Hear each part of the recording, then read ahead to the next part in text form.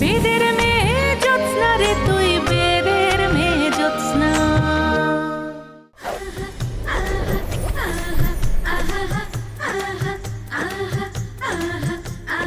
হাসিতে মজাতে ভাষাতে কোনা মনি, এলো রে এলো রে এলো, এলো রে এলো রে এলো, এলো রে এলো রে এলো, এলো খুশির দিন। তোমার সঙ্গে আমার কিছু জরুরি কথা আছে পত্নী। তুমি একটু আমার সঙ্গে আমার ঘরে আসবে। উর্মি, তুমি ঘরে গিয়ে এসো, আমি আসছি। এসো।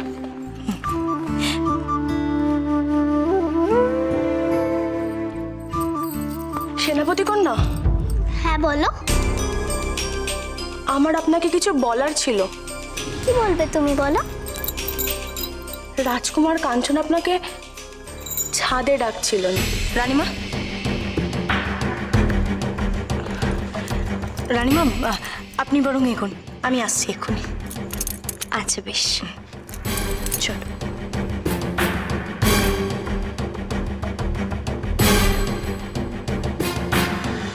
কাঞ্চন, কাঞ্চন আমায় ডেকেছে, তাও আবার এই সময়? হ্যাঁ গো, উনি বলেছেন ভীষণ জরুরি দরকার, আপনি শিগগিরই গিয়ে দেখুন। চলো। কাঞ্চন হঠাৎ এই অসময়ে উর্মিকে ছাদে ডাকছে কেন? ব্যাপারটা কি?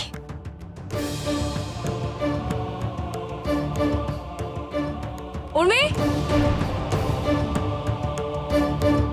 উর্মি, পদ্মমা,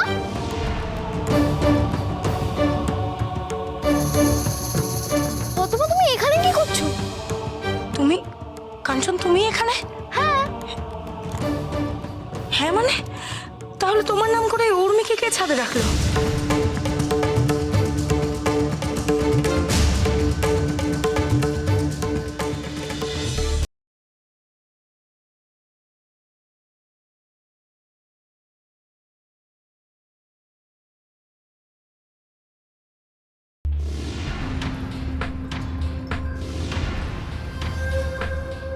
কাঞ্চন,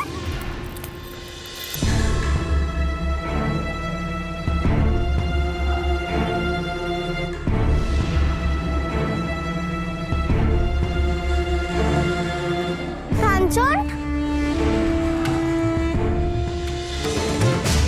পদ্মমা, ও পদ্মমা, কিছু বলছো না কেন? কে কে উর্মিকে নিয়ে গেছে বলো পদ্মমা, ও পদ্মমা।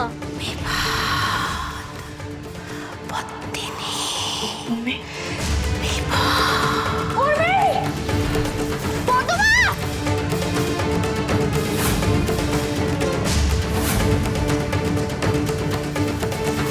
তুমি কোথায় গেলে কাঞ্চন? কাঞ্চন, কাঞ্চন,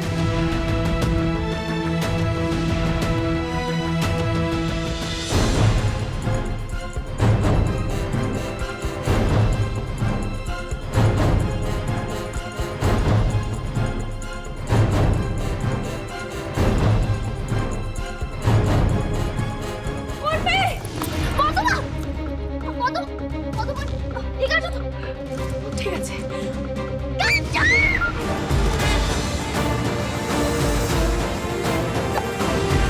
উর্মি, উর্মি, উর্মি,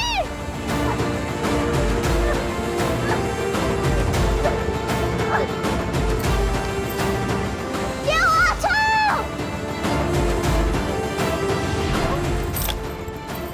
কাঞ্চন,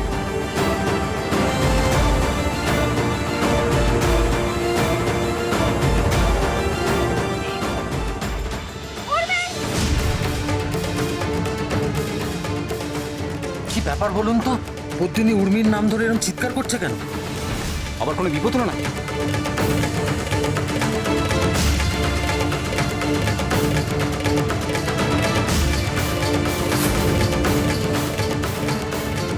চলো তো দেখি।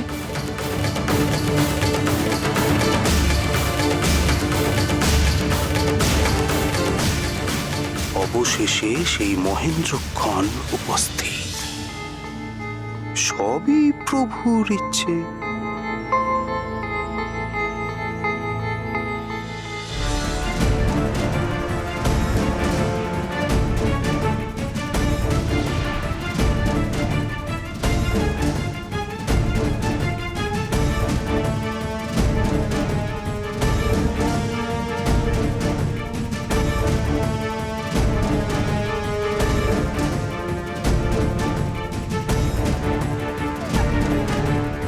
কেউ আছো? আমায় বাঁচাও!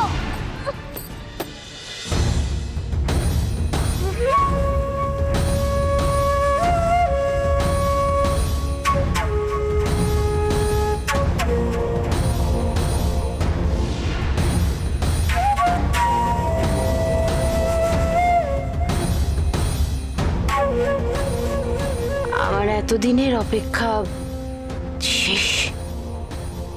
এবার এবার উর্মি নিথর দেহটা দেখে আমার আরাম হবে।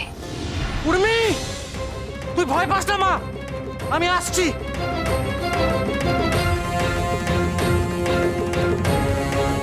না, আর এক মুহূর্ত এখানে থাকা ঠিক হবে না।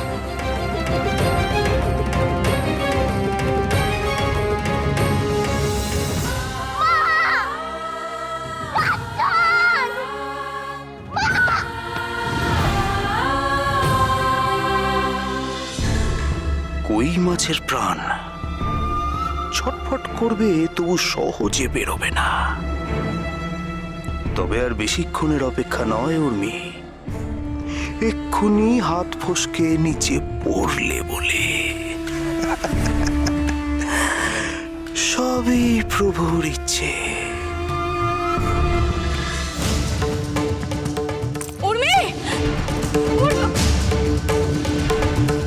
উর্মি! উর্মি! উর্মি মা, ভয় পাস না। এই তো আমি, এই তো তোমার মা চলে এসেছে, আর একদম ভয় নেই। ভয় পাবে না, হ্যাঁ? উর্মি! উর্মি, ওঠার চেষ্টা করো!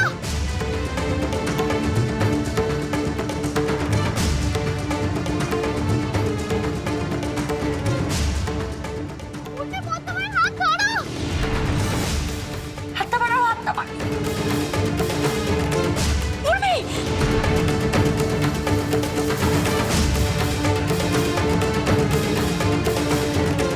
উর্মি, হাতটা ধরো।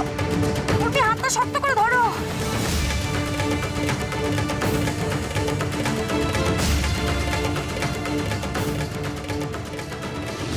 উর্মি! উর্মি, আস্তে আস্তে উঠে আসো! একেবারে ভয় পেও না! আমরা আছি, উর্মি!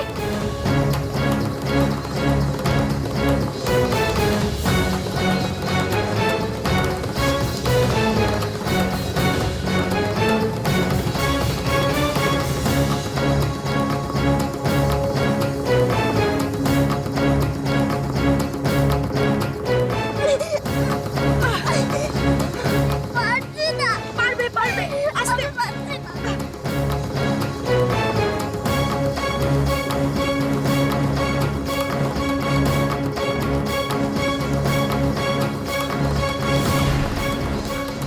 কিচ্ছু আমি, কিচ্ছু আমি, কিচ্ছু আমি। না, না, না। না, না, না, কাঁদে না, কাঁদে না, কিচ্ছু হয়নি। এই তো আমি, কিচ্ছু হয়নি মা, কিচ্ছু হয়নি। শোনা বাবা। না, না, না, কাঁদে না। কাঞ্চন, চলো, চলো।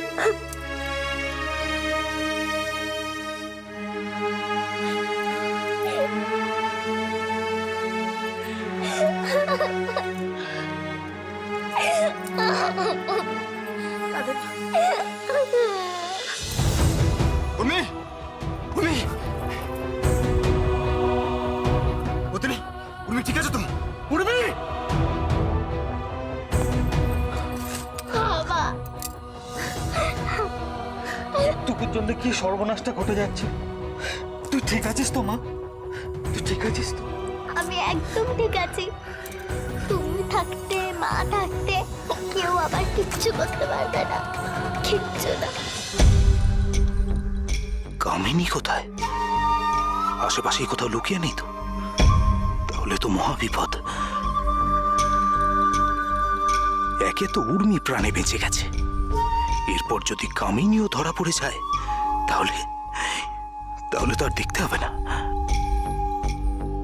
কিন্তু উর্মি, তুমি একা একা হঠাৎ এত রাতে ছাদে এলেই বা কেন? আর পরিবার গেলে কি করে? আমাকে তো একজন দাসী বলল যে কাঞ্চনাকে আমায় ডেকেছে।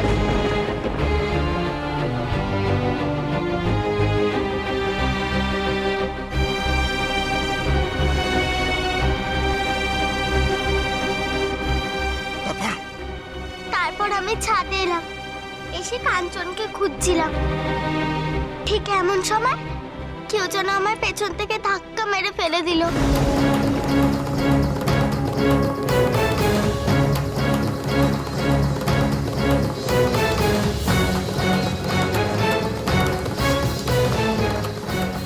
কিন্তু উর্মি, আমি তো তোমাকে ছাদে রাখিনি। আর এমনিতেও তো আমি নিচে ছিলাম, শুধু শুধু তোমাকে কেন ছাদে রাখবো? কিন্তু মহারাজ, উর্মি ঠিক কথাই বলছে। আমি নিজে দেখেছি একজন দাসীকে ওর সাথে কথা বলতে।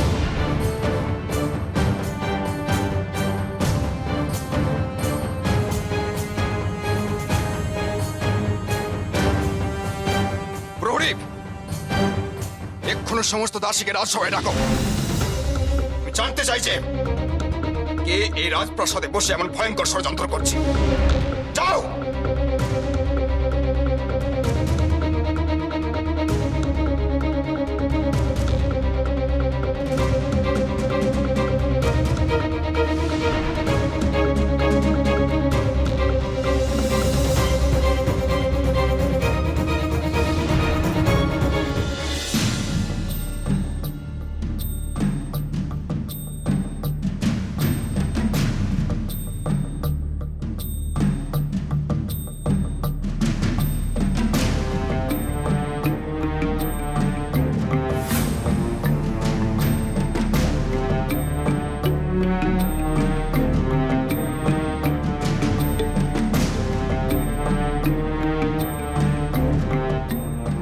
না, এদের মধ্যে কেউ না। তাহলে নিশ্চয়ই সে দাসী পালিয়েছে। সবই প্রভুর ইচ্ছে। আসলে আমি বলছিলাম যে ওই সময় এরা ছাড়া অলিন্দে আর কোনো দাসী ছিল না।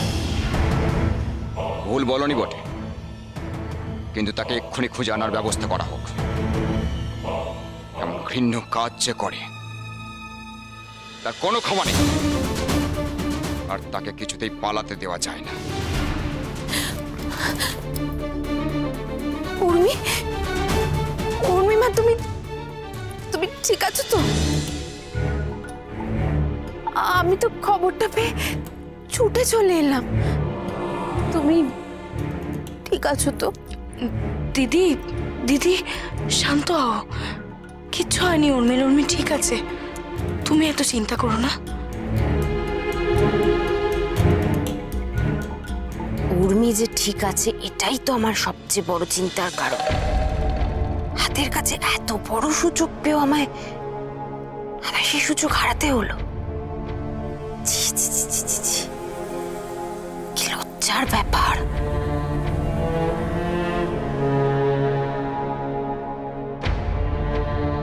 তোমরা চারদিকে ছড়িয়ে পড়ো। ওই দাসী নিশ্চয়ই এই প্রাসাদের কোথাও লুকিয়ে আছে। দেখো, যেখানে লুকিয়ে থাকুক না কেন, সেখান থেকে ধরে নিয়ে এসে আমার সামনে হাজির কর। কেন জানি আমার সব সময় মনে হয় এই প্রাসাদের যে কোনো ষড়যন্ত্রের পিছনেই কোনো না কোনো ভাবে এদের দুজনের হাত থাকে। এ কি শুধুই আমার ভ্রম নাকি? আপনি নিশ্চিন্ত থাকুন মহারাজ, আমরা চারিদিকে ছড়িয়ে পড়ছি, আর ওই দাসীকে যেখানে পাবো সেখান থেকে আপনার সামনে এনে হাজির করো।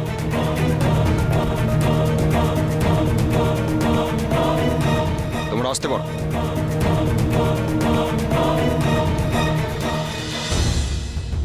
আহারে, কত আয়োজন সেই দাসীকে খোঁজার।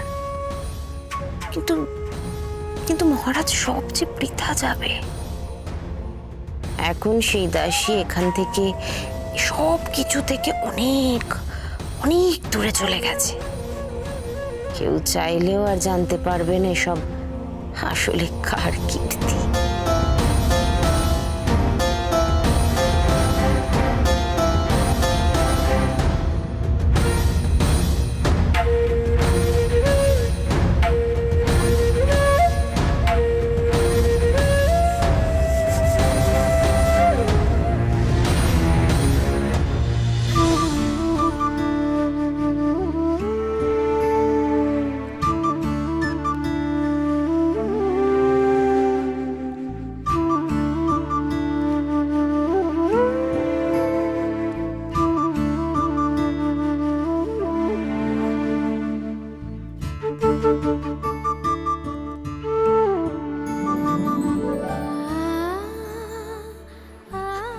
এবার তুমি একটু বিশ্রাম নাও পদ্মিনী। কাল সারা রাত দু চোখের পাতা এক করো। কি করে দু চোখের পাতা এক করবো বলতে পারো? আমার মেয়ের সামনে এত বড় বিপদ জেনেও আমি দু চোখের পাতা এক করবো কি করে রণজয়?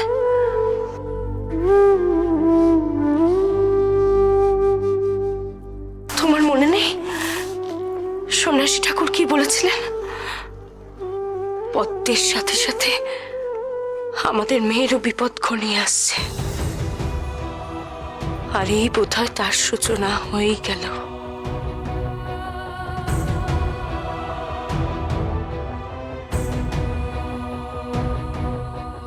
আমার এইটুকু মেয়ে উর্মি কি করে এত বড় বিপদের সাথে পাল্লা দেবে? কি করে?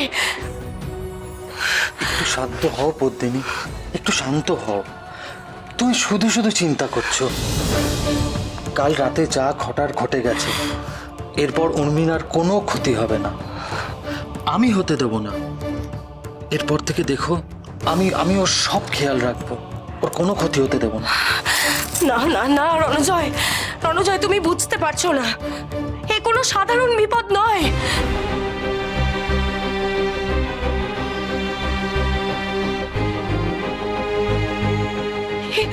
এ খুব বড় বিপদ ঘনিয়ে আসছে উর্মির সামনে। আমার মন বলছে, আর একজন মায়ের মন কখনো মিথ্যে বলে না।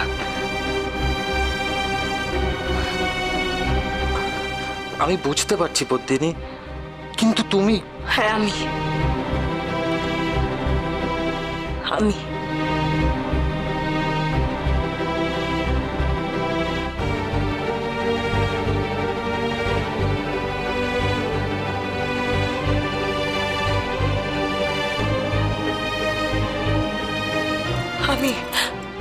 আমি ওর মা,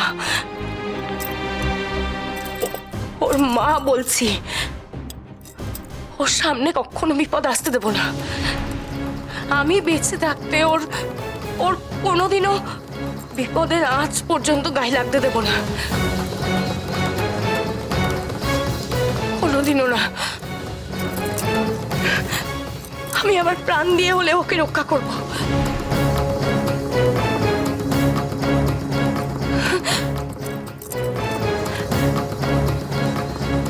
দরকার হলে আজ থেকে আমি আমার দু চোখের পাতাই এক করব না, কথা দিলাম তোমায়।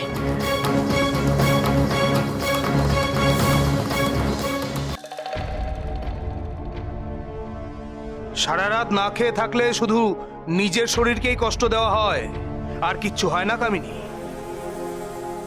সবই প্রভুর ইচ্ছে। শুধু মনে রেখো, সবকিছু এখনো শেষ হয়ে যায়নি।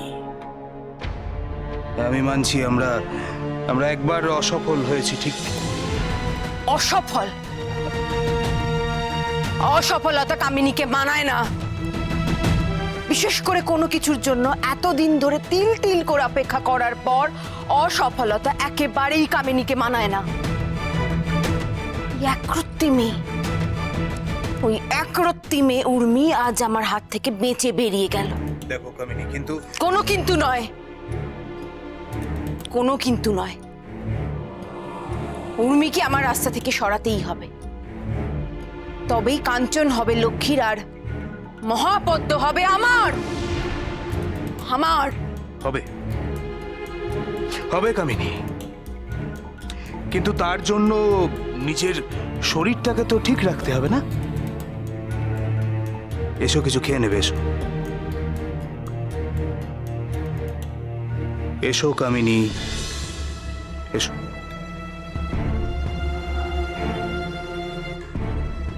বসো।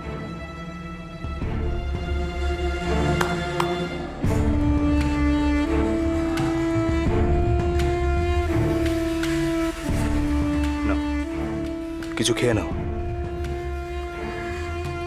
কামিনী, কিছু খেয়ে নাও।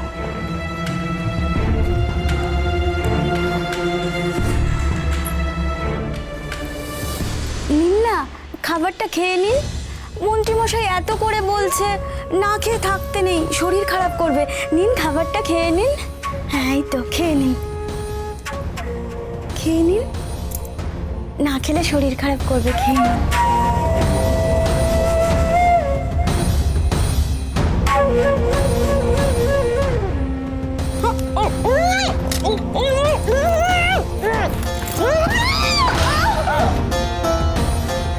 কামিনী, কামিনী, কি করছো কি তুমি?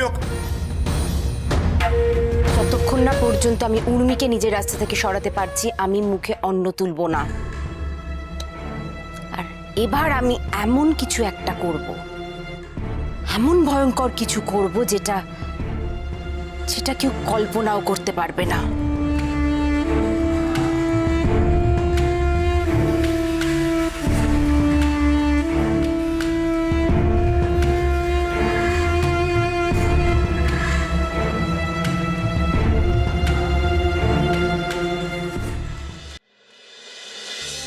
আমার সন্তানের যেন কোনো ক্ষতি না হয়,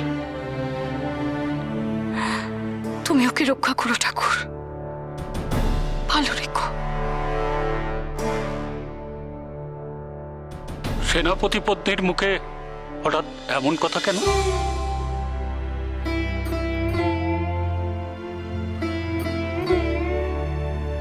গুরুদেব, গুরুদেব, আমি আমার আশঙ্কার কথা কাউকে বলে বোঝাতে পারছি না গুরুদেব। আমি কি করব বলুন তো? কাল আমি যা অনুভব করেছি সেটা সাধারণ কোনো বিষয় নয়, বরং এ অনেক বড় বিপদের পূর্বাভাস।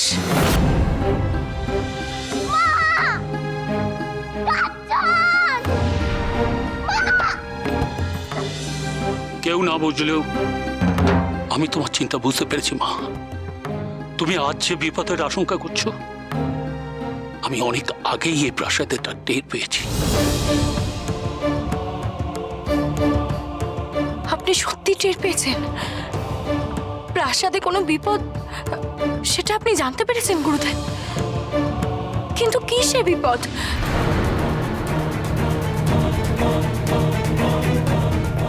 দেখো, আমি নিজের চোখে কাউকে কোনো কুকর্ম করতে দেখিনি ঠিক, আর নিশ্চিত না হয়ে কাউকে দোষারোপ করাও ঠিক নয়।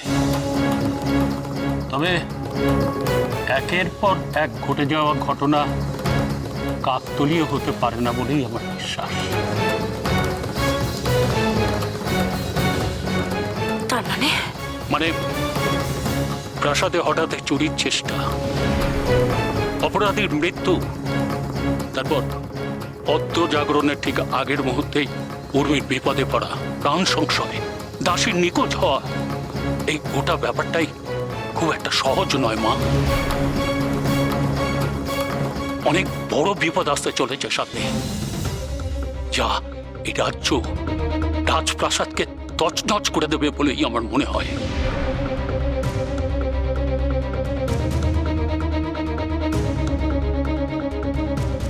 কে নিয়ে আসবে এই বিপদ? কে সে? তা তো এক্ষুনি আমার পক্ষে জানা সম্ভব নয়,